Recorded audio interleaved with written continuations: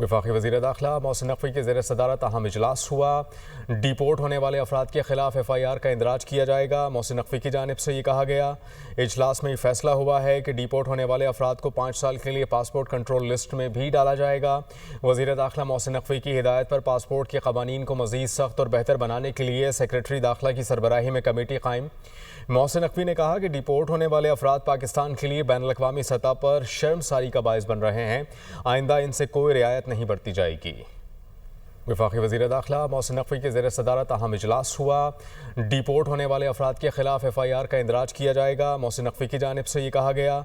इजलास में ये फैसला हुआ है कि डिपोर्ट होने वाले अफराद को 5 साल के लिए पासपोर्ट कंट्रोल लिस्ट में भी डाला जाएगा। वज़ीर दाखिला मोहसिन नकवी की हिदायत पर पासपोर्ट के क़वानीन को मज़ीद सख्त और बेहतर बनाने के लिए सेक्रेटरी दाखिला की सरबराही में कमेटी कायम। मोहसिन नकवी ने कहा कि डिपोर्ट होने वाले अफराद पाकिस्तान के लिए बैनुल-अक़वामी सतह पर शर्मसारी का बाइस बन रहे हैं। आइंदा इनसे कोई रियायत नहीं बरती जाएगी।